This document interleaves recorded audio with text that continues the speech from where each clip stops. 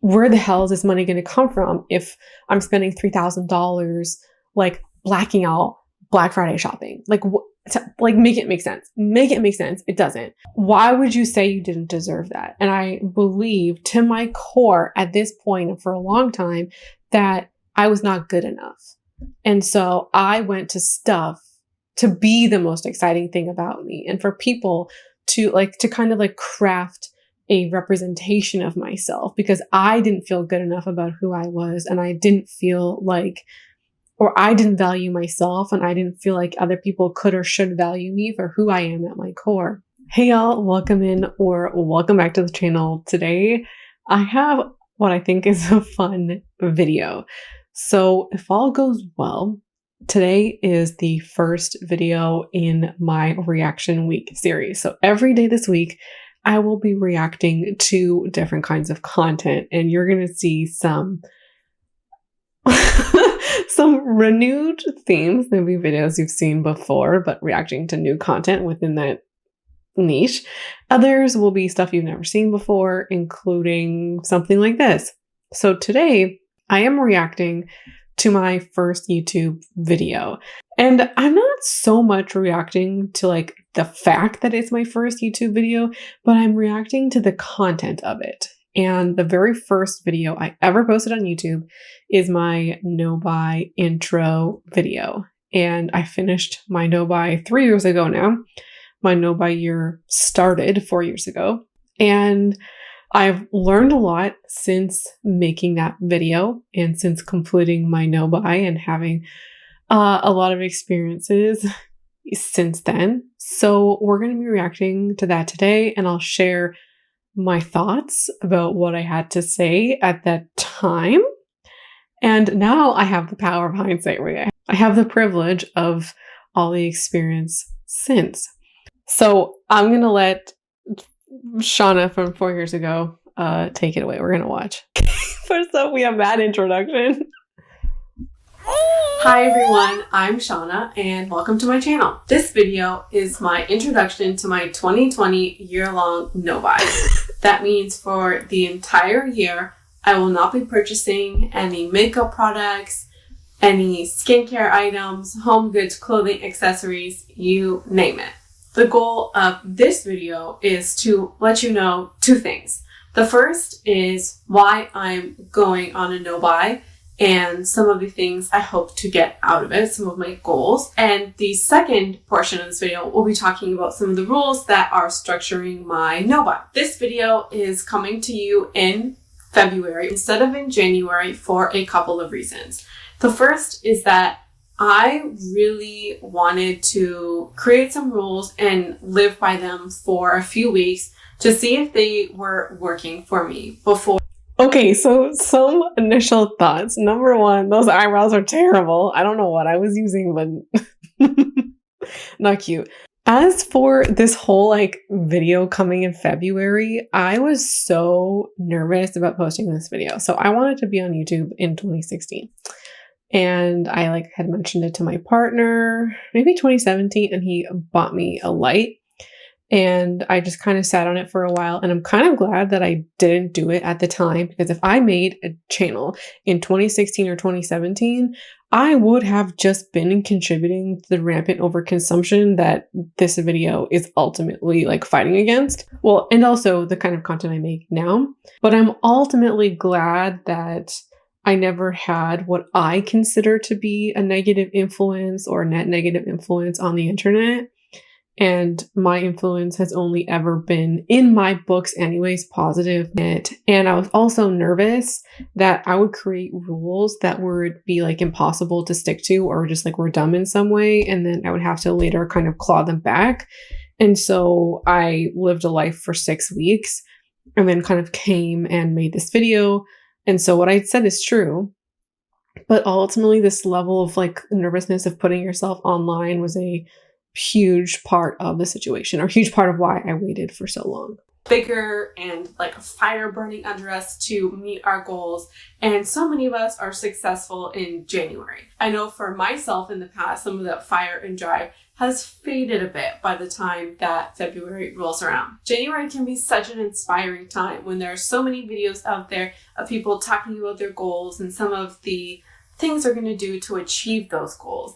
And the same thing isn't really true for February or for the rest of the year for that matter. So I hope that this video inspires you or reinvigorates you if that's something that you feel like you need in your life. Plus, there is never a wrong time to start a no-buy or to establish new goals for yourself or build on goals you have already established. So if you're somebody out there who's been thinking of going on a no-buy, there is never a wrong time to do it. And I hope that if you're on the fence, this video inspires you to take the plunge. Okay. I also stand by that point to this day. There's never a wrong time to change your life or do a no-buy in this circumstance. And I think like maybe my video would have done a little bit better, had more traction if I posted it in January. But I do really stand by this point of there just being so much New Year's resolution content happening in January and much less of that, or people talking about goals or even starting no-buys later on in the year. And I think it's really easy to lose momentum or to struggle. And I'm kind of glad that this got posted in February. So let's talk about the reasons why I want to go on a no-buy. And well, shopping is truly part of the problem. It really reflects a larger issue I have with money. I've had this weird relationship with money, this kind of don't ask, don't look at it, don't think about it. I always feel like my heart kind of stops when I go onto my bank page and I'm, okay, it's like it's time to look at my credit card bill and I'm like afraid of it because I don't know what it's going to be. I've been afraid of my money and afraid of knowing what my bills are and how much I owe because there's nothing really there to govern that part of my life. And so if there are no rules, then you can really do what you want. And that's exactly what I've been doing. I've had no budget and no accountability, and that's led me to be financially irresponsible. In 2019, I could not tell you what my expenses were or how much they cost for that matter. I couldn't. Okay. Homegirl had absolutely like 0 sense of the problem. I had some sense of the problem. I had like 5% of the problem or maybe 10% of the problem, but I had absolutely no idea how deep the well went, how much of a problem I had, and also what kinds of problems I was having. Yes, I was financially irresponsible. Yes, I was avoiding my money in my bank account and checking in. I also hear is that I didn't know how much like I was spending or how much my income was each month. That was because at the time I was a grad student and I only got paid 8 months of the year. I didn't get paid for 4 months of the year. So like how much that would translate to a full year, I didn't know. And I didn't even like attempt to work out. So there's that element of it. But I do have to say, like, she was so naive. Like, truly, she was so naive. And I don't say that as a dig. I say that as somebody who had no idea what I was getting into. I have like gone back and forth over the years as like whether I would do a no-buy now. Like if I had full knowledge of everything I have now, would I go and embark on this journey in 2020? And I feel like at different points I've said yes and no. And ultimately I feel like there's 2 things that govern my answer. Number 1 is that there's no telling where I would be if I hadn't gone on a no-buy. So like I am grateful that I've had this experience because it led me down this road. I can't say what my experience would be now if I took the low and slow method, or if I really focus on habits and developing and cultivating skills. Yeah, focusing on habits and instead of cold turkeying it, baby stepping my way into what is ostensibly a really huge change. I would have had an easier time for sure. But where would I be if I did that? Because a whole bunch of stuff happened after this video and after my no-buy year that could have only happened if I went on a no-buy. So in terms of like being afraid of my money, I I don't even know if that's accurate because I deliberately avoided checking my bank account, checking my bank statements because I was willfully ignorant and I did not want to know. I would spend money and I would have no idea how much I spent. And then I would go into my bank statement and I would be shocked. And so I avoided checking the bank statement because I was like, how much is it going to be next month? And it kind of felt like my money controlled me in the sense that like, it kind of felt like I had no choice, which is so weird which is wild to say, given that I'm the one who spent the money. It was kind of like, this is what I have to pay this month. Almost kind of like imagining it kind of like you have to pay rent, but your landlord decides how much you have to pay or you get evicted. That's not what this is. I willfully spent this money. And when I say as well that I didn't understand the full scope of the problem, I did not understand that I was an emotional spender, an emotional shopper, and I had been avoiding dealing with large emotional traumas from my past. And I had shopped instead of dealing with them, and I never dealt with them. And so when I stopped shopping, I removed my coping mechanism. I mean, I started learning that in my no-buy year, but also how much of an emotional shopper I was. That wasn't fully highlighted to me until after the no-buy year when like, okay, I'm dealing with that stuff now, or I've dealt with it. And now I'm dealing with the stuff that's cropping up daily or in a regular life, and then dealing with that. I didn't have alternative coping strategies to shopping. I didn't investigate why I was drawn to shopping for emotional reasons or why I was avoiding feeling my emotions. I also took a while to realize that I have to process emotions when they're happening. Yes, I can avoid them for a small window of time, but like that window is like a couple of days. So it's like a couple of days is like what I got until I know that I'm avoiding it. The dopamine chasing was such a big part of this that I did not realize here and also for a long time after. So it's a little funny now to like see this girl who like thinks she knows what she's talking about and be like, girl, baby, you're wrong. Like, you are so wrong. You don't even know what's about to come your way. And I can laugh now because it's me and because I've dealt with it. We're going to keep going. And I also had no defined savings goals. So while I have financial goals for myself, things like being able to afford a wedding or to afford to purchase a home, my spending habits, but my overall money habits have really been preventing me from thinking about those goals and achieving anything. If I'm just not thinking about money in general, that means not thinking about saving either. So I've been sabotaging myself. And every time I purchase a beautiful smelling candle or a new pair of jeans, I've been prioritizing things over my future. I haven't really put that into perspective or really thought about how much money I'm going to need to meet any of these goals. And looking at that for the first time now, or just thinking about that for the first time, is honestly scary. I don't have any debt, and this is the perfect time to start saving and thinking about my future. My shopping habits are also poor.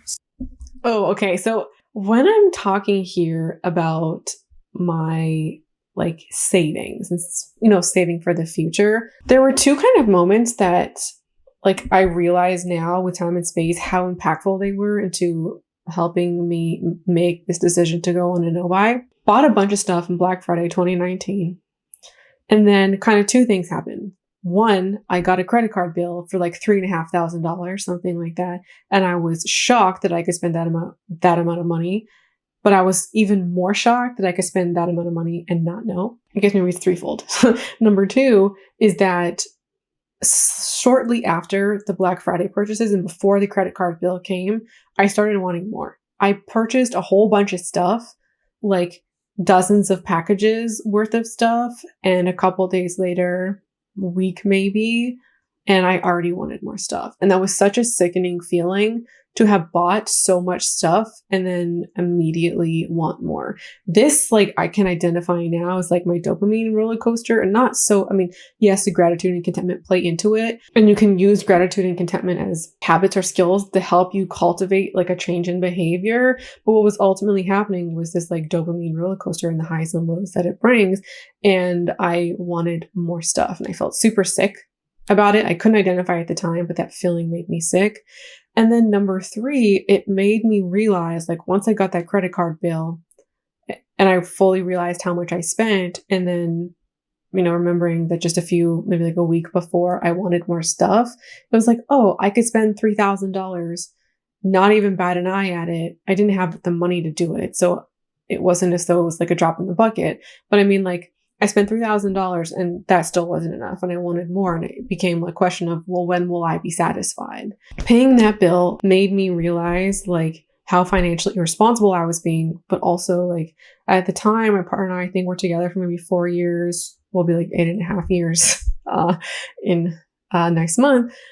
And like, I wanted to get married to him. I wanted to buy a house. Like, where the hell is this money going to come from if I'm spending $3,000 like blacking out Black Friday shopping? Like, like, make it make sense. Make it make sense. It doesn't. So you can't do this. You have a choice to make.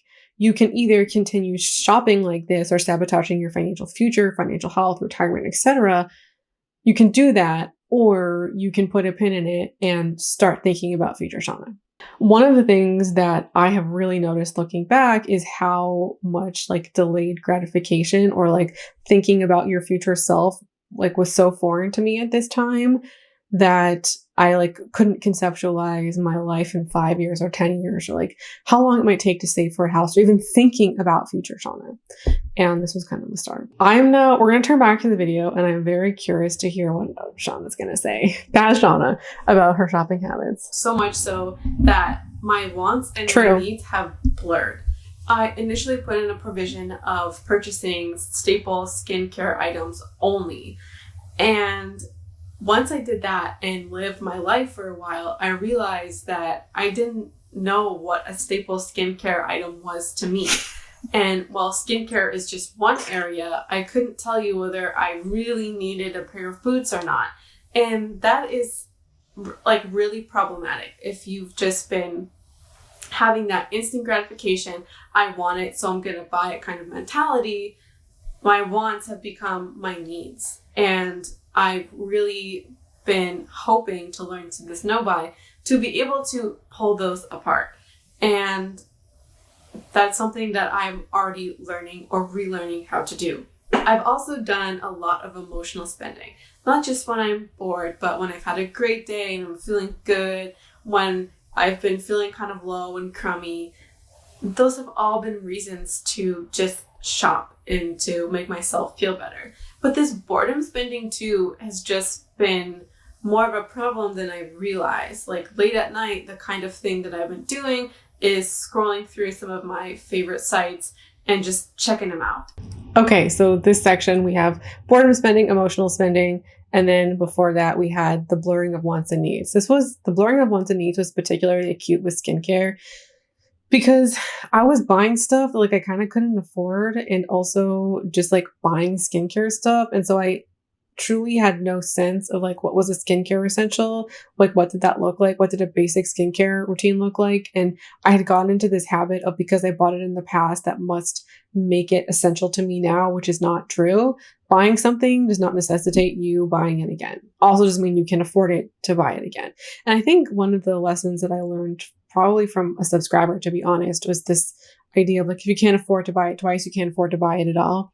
And that's something I really took to heart. This blurring of needs and wants became way more problematic when it came to fashion and beauty, because I could like eventually learn like what a skincare essential is, like what, and I could base that off of a skincare routine. Even if I was delusional and was like, yeah, you can have a 10-step skincare routine, there was still like a routine that I could follow.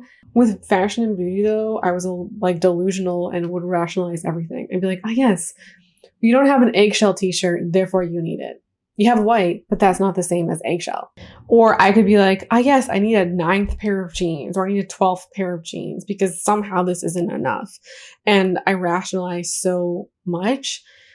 And pulling apart needs and wants took actually a really long time, longer than this 1 year, because of like other habits that were in place. Yes, I wanted to shop, but as an example, if I was like really looking for a dopamine hit, sussing apart wants and needs weren't the problem in that situation. I was just using a rationalization of a need to justify dopamine. A lot of these problems were interconnected, and I had a baseline understanding of some of them. With the emotional spending, I was aware of it, that it existed, but I was not aware that this was like my number one problem. And I couldn't have anticipated that it would take me 3 full years to get a grasp on. I was unaware of how deeply embedded that was to my shopping. And number 3, in regards to boredom spending was real because shopping was a hobby for me, but ultimately boredom spending, as I discovered and didn't know at the time of filming this video, I was boredom spending because I was dissatisfied with myself and my life. And secondarily, because I treated shopping as a hobby.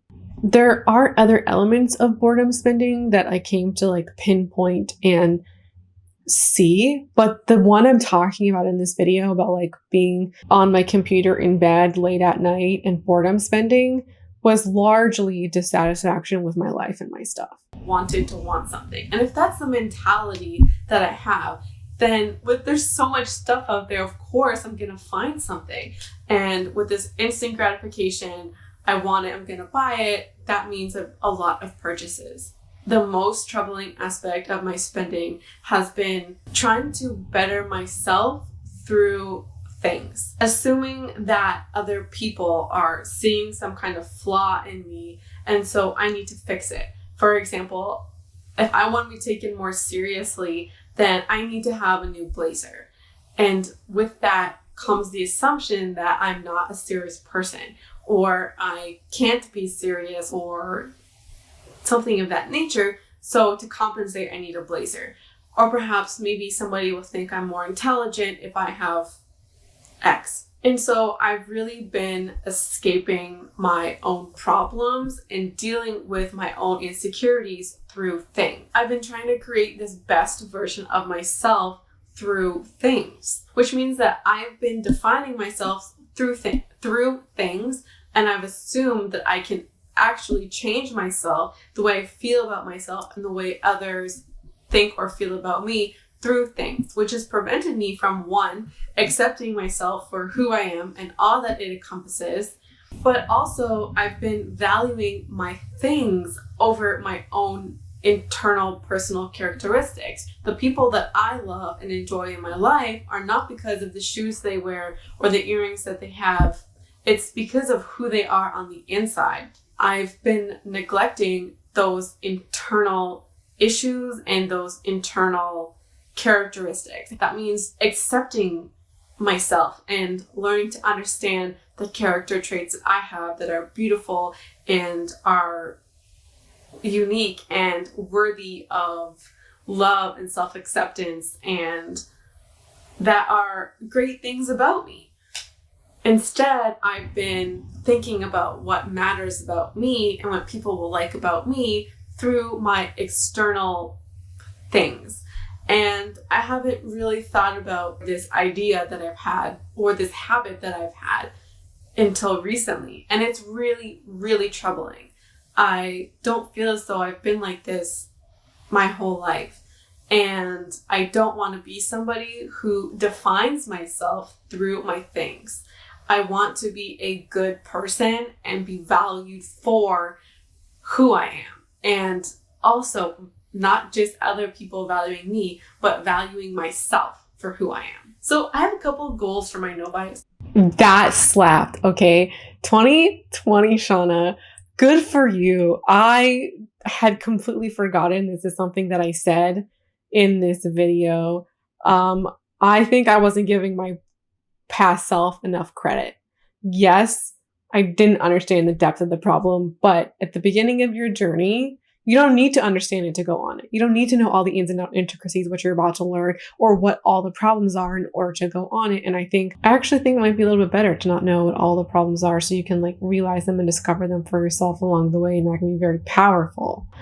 I was getting truly emotional to hear my past self say this. Holy fuck, I might cry. Okay, no, we can do it. We can do it. We can do it. We can do it. It is healing to hear my past self say that, to say like, I want to work on, in essence, loving myself more, accepting myself for who I am, and that I am more than my stuff. My stuff is probably the like least exciting thing about me, or it should be. And I am more than the sum of my stuff. For a lot of my journey, I had felt like I wasn't good enough. Like I was like a fundamentally mediocre person at my core. And like there was nothing that you could tell me to suggest otherwise. I was in grad school at the time, got to my top choice grad school, and that still wasn't good enough, right? Like I didn't deserve to be there. I only got in because I got a really good letter of recommendation and not because of my merits. I never got shirk. I never got this. I never got that. I wasn't top in my class. And I was always like, I was a fluke. I like didn't belong there and I'm not good enough. You're in a fucking top rated grad school. Like shut the hell up. Why would you say you didn't deserve that? And I believe to my core at this point and for a long time that I was not good enough. And so I went to stuff to be the most exciting thing about me and for people to kind of like craft a representation of myself, because I didn't feel good enough about who I was, and I didn't feel like, or I didn't value myself, and I didn't feel like other people could or should value me for who I am at my core. And I've been working on that over the past 4 years, still a work in progress, but fundamentally an amazing thing to hear out of my own mouth, to see 4 years later how much I've worked on that, how much I've worked on my confidence, and how important this acknowledgement has been in my own journey. And there's still more to go, but looking back at this point in time, to get a snapshot of my life in 2020, what I was thinking at this time and seeing how far I've come is giving me faith to keep going the rest of the way. And I feel like if you look, even if you've never really been on this channel until recently, you can see the way that she's talking in this video, right? Like you can see that she's a little, or so what I see, somebody who's like insecure, uncertain, not talking with confidence. Or you look at myself now, the way that I talk and appear on camera, there is this confidence and there is this like person who believes in themselves more, who is enjoying life more. And I think you can see that. Let's keep going. Let's hear my goals. Well, my first goal is developing a healthy relationship with money. And at this point in time, that's not 100% clear. And I hope that it clarifies as we go through this experience. I do know a few things. I do know that I want to learn my numbers. So that means... Okay. I said that I didn't know fully what this would look like what a healthy relationship with money would look like. That's totally fine. I have no problem with that. I'm glad that I said I don't know what you don't know. But I did not develop a healthier relationship with money as a result of my no-buy. I would say I actually worsened it, because I came out at the end of the year feeling like all spending was bad. All spending was vilified in my eyes because I felt like I shouldn't be buying anything, period. And I didn't actually go about attempting to rectify spending. Like instead of saying, all right, how do I create a budget? How do I spend in a way that is within my budget and within my means? I just said no to everything. And it really messed me up mentally for about a year, if not more than that, like a year and a half. Finally, in 2022, I took like real steps to take that, like a year and a half after this video, to fully like parse out the damage that this did. That's kind of one of the reasons why I wouldn't recommend a no buy now, is because in my opinion, just for me, I found it impossible to develop a healthier relationship with money without ever spending any and with viewing money as a bad thing. And I think I would have been far better off to like attempt a budget or to start saying like, oh yes, here is what good spending looks like. Here is what spending within my means looks like. Here is what buying clothes is going to look like for me. And how do I feel good about purchases when I make them? There was no emphasis on that or education or figuring out on that at this point. I'm sure it will come of wanting to want something so bad that I feel as though my life will be changed forever by owning this thing. I want it so bad that I feel as though I'm going to die without it, that I'm going to be like unwhole as a person, like truly covet something and not buy it. I've had those feelings in the past, that really deep desire and covet for things and then not buy it. Let it pass and be fine. I want to learn what my triggers are, and not just for shopping, but I want to learn about what in my mind I'm trying to compensate for with things, and dealing with those problems and insecurities, head on. There will be no outlet for those kinds of issues. I'm not going to have an opportunity to shop. So this is the time to start dealing with them and noticing them, feeling my feelings, being uncomfortable and going through the motions and just dealing with it. The last goal that I'm really hoping to experience or achieve is learning to love my thing. I want to have less things. Okay. So number one here, wanting something so bad and not buying it. I experienced that 100%. Goal achieved. Number two, when I said that I wanted to like feel my feelings and figure out what I was trying to compensate with stuff, you had that, but you weren't prepared for it. It happened. We talked about previously throughout this video, but I wasn't ready for it. And then the last one, wait, what did I say? Appreciate my things. Okay, that didn't really happen in the no buy year. That happened the most in 2022. 2022 was the year of contentment, and that was the year I went in. I spent a full year practicing contentment and gratitude and trying to figure out what that means and look like in my life. And the whole premise of that year was like, all right, how about I stop thinking about how can I not shop and I start thinking about how can I appreciate what I have. I spent 365 days doing it, did it again, been in 2023. It was amazing and like one of the best experiments that I've ever done. So goal accomplished, but like 2 years later. Okay, so my rules. My first rule is replacements only. I'm really hoping this year that I can go without purchasing a single makeup item. That would be awesome. Well, that's a goal and I think that it's achievable. We'll have to see. I've also established that certain items cannot be replaced even if I run out of all of them. And that is things like hair masks or face masks. I have too many and I don't foresee myself getting through all of my face masks as an example.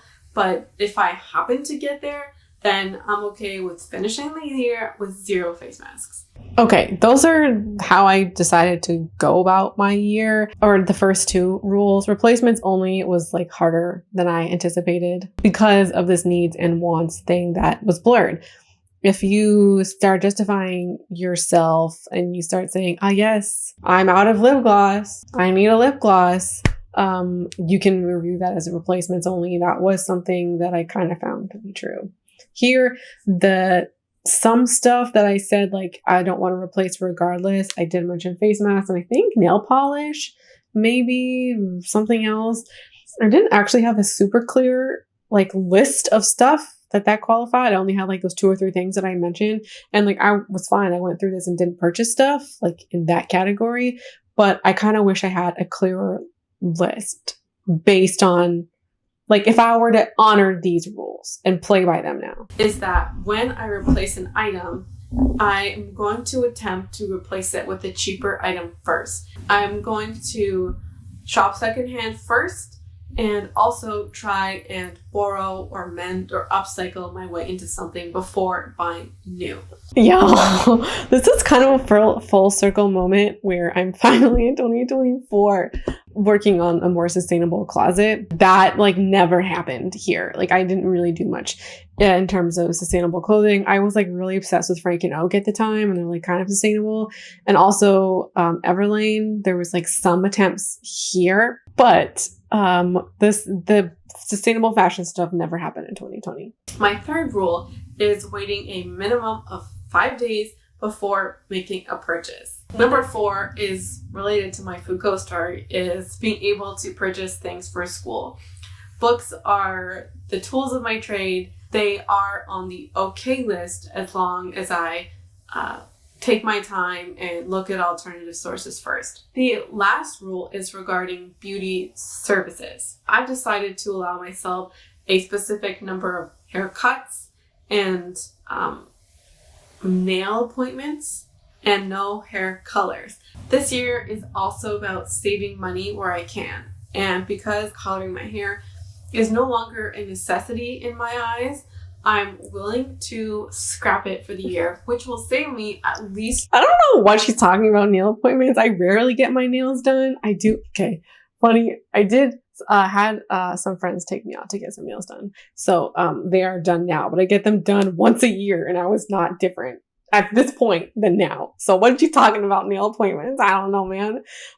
Hair color, I was true to that. I grew out my hair and had like completely uncolored hair until like 2021, I think. Like I grew it out for a full year. The term virgin hair, but it was virgin hair, and I got it colored, and it was a great time. And then I grew it out again and I did that whole process again, I think in 2022, which was fun to do it twice. I think with no buys, people do tend to forget things like beauty services, haircuts, hair colors, perhaps waxing if you get that wax, or nail appointments.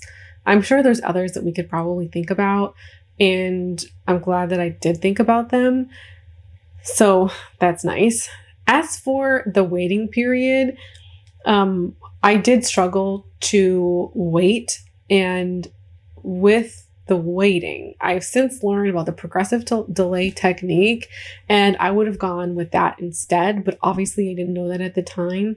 And progressive delays are when you increase the amount of time that you wait slowly over time. Best results are seen when you put in a distraction technique in the middle to help you wait the period. I read some studies on that last year, and that would be my technique to waiting, because a lot of folks who have never waited are not used to waiting and will struggle to wait and might actually buy something in their attempt to wait this period of time that they said that they would. I chose 5 days because that was what I was hearing online and what everybody seemed to do. And I didn't assess my needs or meet myself where I was at this time. I didn't go, okay, what can I realistically wait for this period? Let's say it was 5 hours. All right, if the maximum I can wait is 5 hours, how about I try 5.5? And then maybe working up till 6, maybe 7, 8, whatever. And then slowly kind of increasing over time. Or let's say it was 2 days, maybe I try and wait 2.5 days or something like that. That's what I would do now. Those are all of the rules. One of the things I can say that I appreciate about my no-buy year and also in the years after was my propensity to experiment and to try stuff. So I did exercises to help me figure out what's a need and what's a want in terms of like skincare or clothing. And I did like little I did little experiments to figure out like what are my beauty preferences. And I did that multiple times, and I did iterations of that to kind of learn about what my beauty preferences are. And instead of having this vague rule of like, what are my beauty preferences? I like designed little experiments to help with that. And like I made content to actively figure it out and created a list of like, here are my beauty preferences. Here's what I consider essential. Here are beauty products that I like to have a staple. And here's beauty products where I like to have some like selection in between. And I did a good job in attempting to like learn about myself in the no-buy year and after. And I'm really proud of that. And I think that if you're somebody who is currently on a no-buy or wants to go on a no-buy, I think one of the best things you could do for yourself are to create little experiments. or challenges, I should say, to help you learn about your stuff and learn the things that you want to learn while also having fun. Challenges help infuse my life with so much novelty. I do them today. The challenges look a little bit different now, but a challenge is a challenge in a way that allows me to have fun with my wardrobe or my beauty or things like that. And I started that here. And trying to have some novelty, and something that I did recommend in my like no buy year wrap up video. So that's the video. That is my reflection on my intro to my no buy year for 2020. I would love to hear your thoughts on this video, on my reaction. If you've completed a no buy, I would love to hear from you as well. And if you've been here since 2020, I ended that year with like roughly 1,000 subscribers. If you are one of those initial 1,000 people and you're still here, please let me know in the comments. There are some of you who've been around for a long time. I don't know if totally since 2020. And I recognize you in the comments when you comment. And it kind of makes me happy. I was telling somebody about that this morning, actually. So I would love to hear from you. Thanks so much for watching and hanging out with me today. And I hope to see you again around here soon. Bye.